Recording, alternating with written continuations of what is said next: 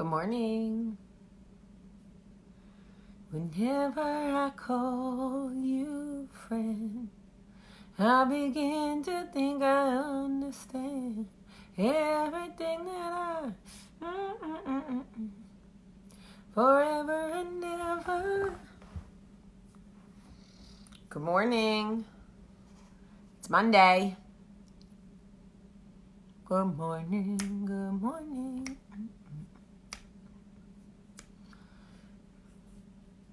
It's early, I know. It's early. But Olivia starts basketball camp this morning and I want to get ready with her. So I'm going to do coffee talk early and then I'm going to go help my kid get ready. Oh my God. So I just have to tell you guys, last night Michael and I were watching the basketball game. And I said to Olivia, she was on her iPad, and I go, "Hey, Liv, you want to come watch the game with me?" And she goes, "All right." She shut off her iPad and came and sat in my lap for 15 minutes. I swear to you, it was like, I can't even explain it. As silly as it sounds, Olivia sat in my lap for 15 minutes and I just put my arms around her and tickled her arms and kissed her cheeks and we laughed. I don't know how many more times I'm going to get to hold that kid in my arms. But oh my God. Yeah, we're out of school, Trace. I love her so much that I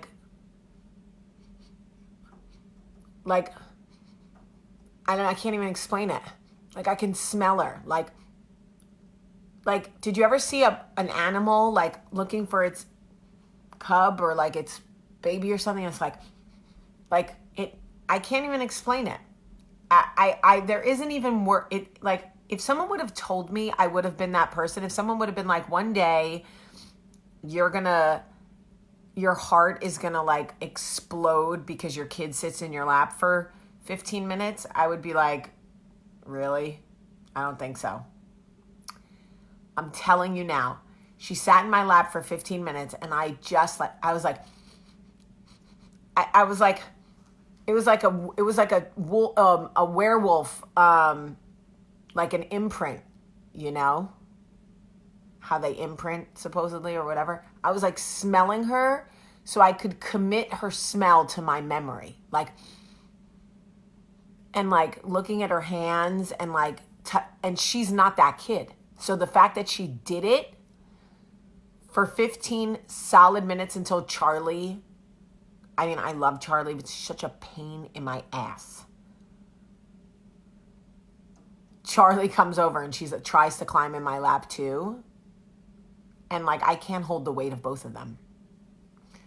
So then Knox came. I was like, all right, everybody get off me because now you've all ruined it. But just that 15 minutes of Olivia sitting in my lap,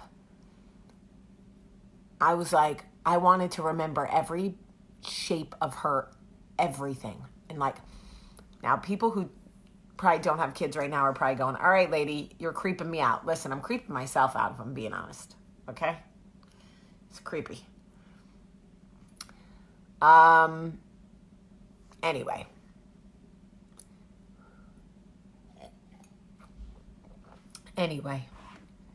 That kid could sit in my lap anytime.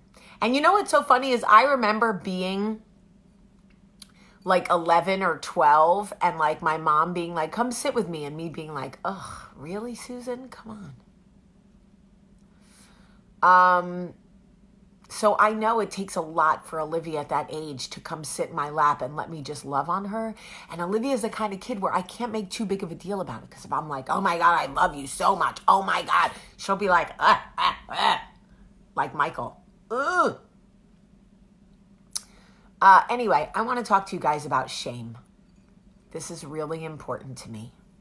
So many of us are living with shame. And it means that we are still living with the expectations, the guilt of not living up to the expectations of who or what other people expect us to be. I really and truly don't give a shit what anybody thinks about my life choices at this stage of my life. Now, that is different than being okay with hurting people. I am not okay with hurting people. I try to make decisions that don't hurt other people, okay? There is a difference between being carefree in your decision making and not caring who it hurts or who it affects, and truly living shame-free. I have no shame about the choices I have made in my life. And let me tell you how I got to that place. I was born normal, like you. I was born feeling the pressure of not being who and what other people want me to be. I was born like with the capacity to feel shame, right? We all do. But people always ask me, Jamie, how did you get to a place where you really don't care what other people think? I'll tell you. I have been abandoned by people who claim to love me so many times that I realized it doesn't matter if I do what they want me to do or not. The second I don't do the thing they want me to do, or I make a decision for me that doesn't serve them, they leave me. And I realized I cannot live in emotional purgatory for anybody anymore. It is really that simple. The space you live, fulfilling other people's expectations of you, is emotional purgatory. Knowing that the second you make a decision that doesn't serve them, or make them happy, or foster their beliefs, or heed their religious call, or their political agenda, or their whatever, you will be shamed. You will be abandoned. You will be left. You will be less than. You will be not enough. You will be whatever. And so you live in that space, walking on eggshells, trying so hard to make decisions that don't disrupt anybody else. And you realize that the second you make a decision for yourself, you've become shameful. Shameful. And I just got to a space where I was like, man, nah, I can't live like this. I just can't live like this. Because, like, I literally got to a place. Now, I'm going to give you some examples from my own life. Times have changed. It's 2019. I'm 42. You know, I love to remind you. So I'll give you some examples of my own experience. Like, what I should have experienced when I started dating people outside my race was, that's not a decision I would make for myself. But if that makes you happy, Jamie, date whoever you want to date. That's not what I experienced. What I experienced was people who claimed to love me unconditionally telling me that my decisions were bringing pain and shame, and like they couldn't accept it and they couldn't stand by and they couldn't be tolerant. And if that was the decision I was making, they couldn't have anything to do with me. Okay. Deuces. And let me tell you something. I dated outside my race for 20 years. And guess what? They all survived. All the people who shamed me and, I can't live with this and I can't handle it and I can't. Guess what? They lived with it. They handled it. They're all still alive. Nobody died. So they shamed me and left me and abandoned me and ridiculed me. And guess what? They all survived. They all went on. They're all still alive. They're all still want my attention, still want my love, still want to be down with me. And I look at them sometimes and I go, oh, but what about those decisions I made that brought you so much shame? You couldn't handle it. You just couldn't live with it. Look at you living in shit. Amazing. I can't live with this. I just can't. Really? It's crazy, because look at you living. Still texting me. Why won't you talk to me? Really? My, how the tides have turned. Hysterical. Because when I was making decisions for myself, you couldn't accept me. You couldn't love me. It was too much. Yet here we are.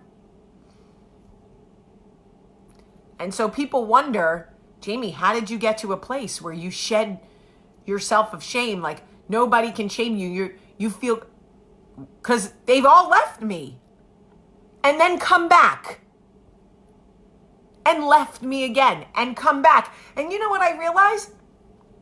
What's the point of making decisions for other people? People who can discard you just like that.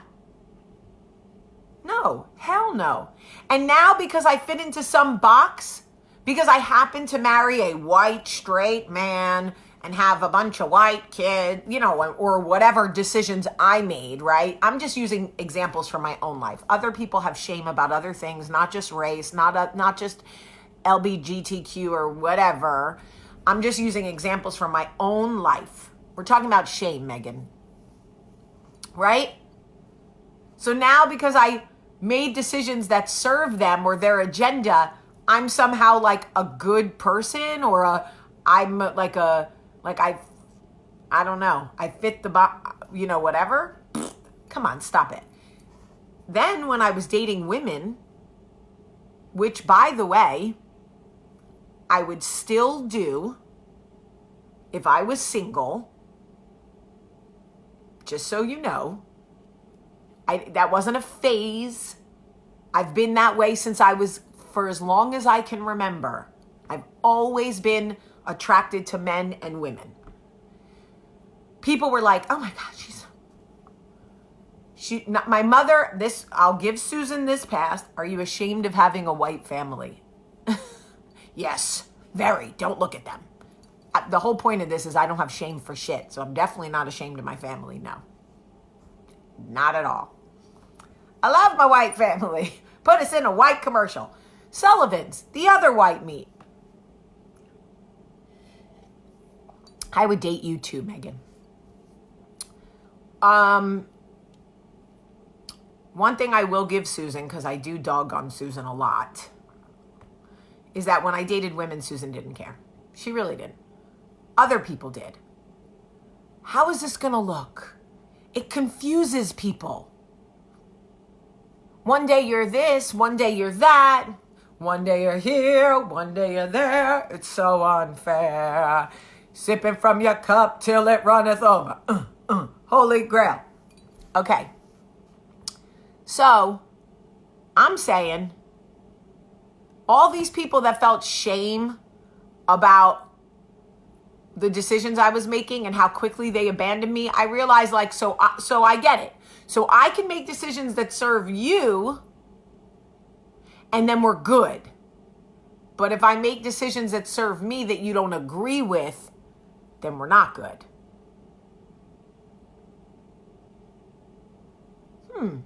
Okay. So a lot of you right now have issues in your own life where people shame you for decisions you made. I'm going to tell you a story about a young girl who wrote me a letter. You are going to want to judge her. I promise you. When I tell you this story, you're going to go, oh my God, I would never do that. Okay? But let me tell you what this poor child is living with. This girl meets a guy. They start dating. They're dating for 6 months or something. I don't know how long, 7 months. He's the greatest guy she ever met. She gets pregnant. Decides to keep the baby because they're in love and that's what they want to do. So she introduces him to her family. And in a shocking Hollywood twist, and yes, she and I are aware of how shocking this freaking twist is. In a shocking Hollywood twist,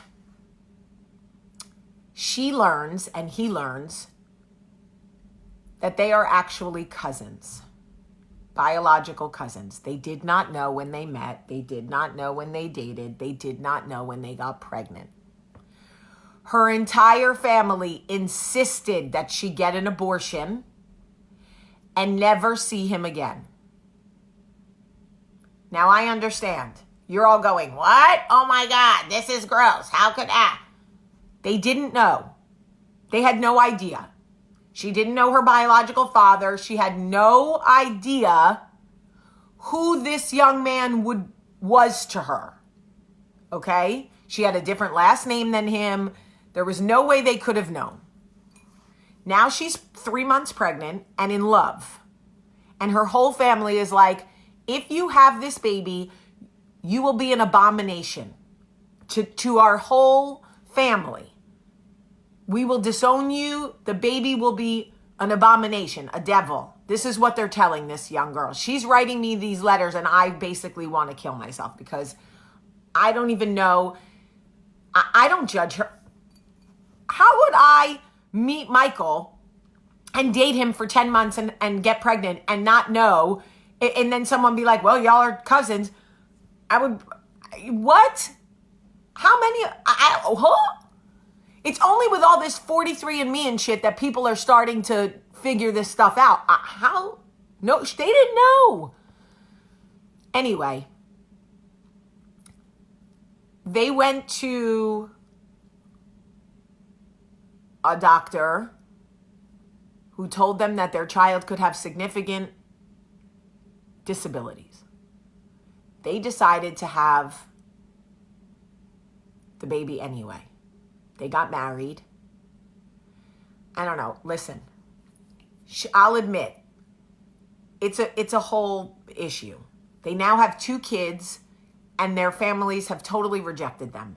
And the craziest part is they move and their families find them and harass them on social media, call them abominations, their children are devils, all this stuff. And then they move and I said to her, you got to get off social media. But she's like, but we're in love and we're fine and we're great. And he's my best friend. He's an amazing dad. We have 2 girls. Yes, they've been through hell and back. They lost something crazy, like 7 kids or 3, I don't know, 3 live baby. I don't know, a lot. It's bad. It was bad. It's not a good, she understands it's not a good situation. She had 2 kids that are healthy, but 3 babies, I think, that were not good. But they're being hunted. Anyway, long story short, she said to me, I live with so much shame. All I want to do is be happy. I said to her, but you've made the decisions already. You've made the decision. These people chose not to tell you who your biological father was because they obviously felt shame about something. How were you supposed to know? And then you're in love and you're 3 months pregnant and everyone's supposed to expect you to just, okay, let me get an abortion and kick this guy to the curb. Peace out, everybody. What? That's not realistic. I said to her, you have got to get to a place where you live shame-free. Because otherwise you are married and in love and you have 2 daughters who need you, but you're a slave to the shame. You feel that but you don't feel that in your own life. You're in love. You've got to there are laws against that. Great. That's very helpful. Okay? There are laws against texting while you're driving, but I guarantee you've done that, Barbara. Whew. Guys, Coffee Talk is not about saying, oh, Barbara, I'm very confused about your messages. You meant laws about stalking them. Okay, yes. Yes, Barbara, I'm with you on that. I apologize. Yes. Okay. My point is this. I understand hearing, Barbara, no. Barbara was agreeing with us. She was agreeing with us. I misunderstood. I apologize to Barbara. Here's the thing. Yes, Barbara, you're right. There are laws against that. But she's so imprisoned in the shame she feels, she's terrified to do anything. Terrified to do anything. Here's the thing. The thing is this. The children are already here. The girls are here. They're happy. They're in school. Like, what are we doing here? What are we doing? What are we really gaining by shaming this woman into a state of depression where she wants to kill herself? Who wins? Who wins? Fine. I think we could all admit, raise your hand if you would not marry your first cousin and have children.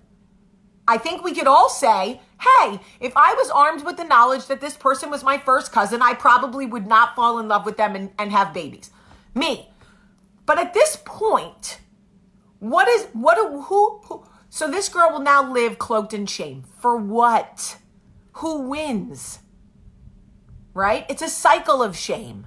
And those little girls have nothing to do with this. So this is an extreme situation, right? Okay. But a lot of you right now are in situations where you want to love a man or a woman that other people don't think you should love. You want to have a baby right now that people think you shouldn't keep. You want to have an abortion right now that people think you'll burn in hell for. You want to quit your job and pursue a dream that other people are afraid for you to do because they don't have the courage to pursue their own dreams. You want to leave your religion and join another religion because that's what your heart is telling you to do. Don't think I didn't get shamed when I left the Jewish faith and became a Catholic. Holy shit. It was like accepting Jesus as my savior was the worst thing I could do for some people. Now, the same people who shamed me for converting have the nerve to text me and say, can you pray for me? We're going through such a hard time. And I'm like, bitch. I'm sorry. Who, the convert? The one who was leaving the tribe? My father would be so disgraced. He would be turning over in his grave, and you want me to pray for you? Why? Because you believe in my faith? Because you like how much faith I have? Now, because I'm a Christian, I will pray for you, but don't think for a second I forgot. Because I didn't forget shit. My memory's like an elephant. I can't remember why I walked into the kitchen 2 minutes ago, but I remember you shaming me about me converting my religion. Okay? When you get to a point where you understand that her kids don't have disabilities, boo. Her kids do not have disabilities. The ones that did have disabilities sadly didn't make it. Her two daughters that she has today are fine. Perfectly fine. And I saw pictures of them and they are gorgeous. If you are living in your life right now with a decision that you want to make for yourself and people are shaming you for it, or you feel shame yourself, which is also possible that you just feel shameful about your decision, know this. The second you will live in emotional purgatory only making decisions that serve other people. You will become resentful of those relationships. You will loathe the people in your life that you make decisions for. I'm telling you now. I'm telling you. And those people will abandon you. They will leave you. When you don't make decisions that serve them, they will leave you. They will separate themselves from you for whatever length of time. And I get it. People need time to whatever, but you only have one life. You only have one life. Okay, but let me tell you something. Jennifer, you said you made the decisions anyway and the guilt is eating at you, but here's the thing.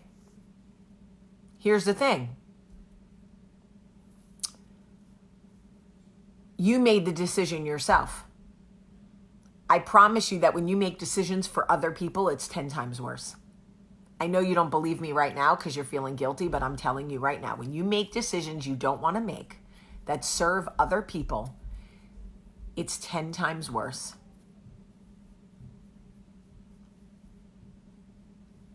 I'm living my best life. No, life is not a dress rehearsal, Lori. You're absolutely right.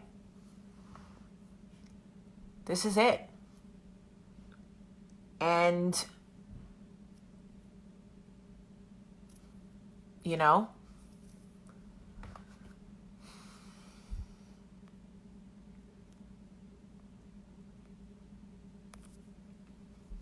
so I love you, and I share this with you to say, whatever shame you feel, don't. They all come back. It's so funny. I was abandoned so many times by people who claim to love me, and they all come back. They all come back. Worry about yourself. Yes, you need help? Worry about yourself. Yes, cancer survivor. So much time wasted trying to please other people. Don't do it. Don't do it. Because I'm telling you now, here's the truth. If Michael and I ever separated, half of the people that watch Coffee Talk would not be able to stick with me. Because the decisions I would make in my personal life, or who I wanted to date, or where I wanted to go, or who I wanted to see, or what I wanted to do, would be hard for them. Wouldn't serve their agenda. Aesthetically wouldn't look like anything they were comfortable with. It just wouldn't. I know that. I know that for a lot of people watching Coffee Talk, their love for me is conditional. As long as I'm pouring into them and I fit their mold, they're comfortable. That's why I really have a lot of respect for Glennon Doyle. Glennon and I are cool. We tweet each other sometimes, whatever. We know each other. But she left her husband because she was not happy. And she's in a relationship. I think they're married now. I don't know. To Abby Wambach. She's with a woman now. And like, she was like, this is who I love. This is who I'm gonna love. If you don't like it, there's the door. But this is the decision I'm making. Good on you, Glennon. I'm sure she dealt with some fear, and I'm sure she dealt with some feelings about it. But like, you have to at some point go, the people that are gonna leave me because I choose me and I choose happiness, leave. And if the devil is going to come get me at some point because of my life choices, believe me when I tell you, the devil is going to come get me. Whether you support me or don't, whether you shame me or don't.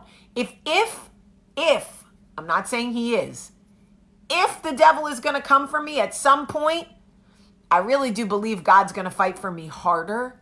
But if the devil is going to come for me, he is going to come for me regardless. That's just a fact. So, yes, I believe there are people on Coffee Talk that would ride with me till the wheels fall off. If I did Coffee Talk till I was 90, they'd be with me till I'm 90. If I was with a woman, if I was with a man, if I was with a black woman, a Spanish man, a Chinese, I don't know what. There are people in Coffee Talk that would ride with me to the end. And believe me, I know who they are. I know the 80 people that left because I said I love is love and I support LGBTQ community. How do you expect me not to support the LGBTQ community when I've dated women my whole life? Because I ended up with a man that I abandoned part of what I am? Stop it. Stop it. What do you say to the people who walk away from people because of reckless decisions being made? I mean, I think reckless decisions is different than using shame. Reckless, like if they're continuously driving while intoxicated, or what, I don't know what you consider reckless, but it's one thing to set boundaries. People weren't setting boundaries with me. You don't get to say to me, if you date a black man, that's a boundary for me. No, fuck you. That's not a boundary. That's racism. That's what that is. That's you being uncomfortable with interracial dating and trying to project your feelings about interracial dating on me. That's not a boundary. That's not reckless behavior. That decision isn't going to hurt anyone but people who are racist or just feel like white should stay with whites or whatever they disguise it in. I'm not racist. I just think whites should stay with whites and blacks should stay. Okay, then you're white, stay with white people. You're black, stay with black people. You're a man, only date women. You're a woman, only date men. My first boyfriend was Chinese. My mother was like, I don't get it. You don't have to get it. I don't need you to get it. You never have to get it. Boundaries is way different than abandonment. Yes. So for me, and I have a incredible forgiveness capacity, by the way. Incredible. I forgive a lot of people for shit. But if my behavior is reckless and it is like, if you have to stand by and watch me make decisions that are hurting me, like getting back together with a physically abusive boyfriend. Like, I got why people abandoned me when I was with dude before Michael. Because watching me go through a cycle of abuse and continuously go back, that's reckless. But taking your beliefs and shaming me for them because I don't want to live the way you believe, especially using religion. Like, hold up. Your religion says you should live a certain way. Your religion don't say, I gotta live that way. So like what? If Hindus live a certain way and I don't live that way, they get to shame me? If Christians live a certain way and I don't want to live that way, they get to shame me? Like, nah. Get all that shit off me. I already gained 9 pounds. I'm carrying extra weight right now. I can barely breathe. So you got to get your shame off me. I don't want it. I'm going to do what I want to do. It's my life. I can do what I want. I'm a big girl now. That's what I'm telling you. That's what I'm telling you. All right. These ladies are coming after somebody. Who's Bill? Let me see. I love it. Learn to love your mother. Maybe you are the problem. It's always a man. Right? Don't worry, guys. Bill is blocked. It's always a man. Right? No offense to the good men on here. Like Foreman and Mike. Oh, come on, B. I'm thick. You know. Anyway, I love you guys very much. Love. I love you. I love you. I pray for you. I want the best for you. I want you to live shame-free. I don't care what you do or who you are. If you don't, as long as you're not hurting anybody else, and I don't mean hurting like my mother felt hurt because I had a black boyfriend. No, you're not hurt, Susan. Stop it. You're racist. Difference. Who is it? Come here. Never mind. No. I'll be done. I was going to ask a question. Yes, my Because love. the dog was upstairs when he came down. Okay. Where's your shoelaces? They were uneven. One of them broke off because they're old. Do you have any new shoelaces? Dad's getting the other ones. Okay. Can I cut your nails? Olivia, please. I'm begging you. Can I tell you something? Yeah. Do you want me to whisper it? Can I just say it out loud? Sure. Are you sure? Because I have coffee down. It won't embarrass you, I don't think. Well, then whisper. Thank you for saying my last. You didn't even whisper it. I did. They didn't hear that. Yes, he did. No way. Oh, this dog got hot breath. Yes, I know. Let me cut your nails. Yeah, You look great. Are you excited? I guess. I love you. Oh, I can't say I love you? No? Yes? No. What is this, charades? I love her so much.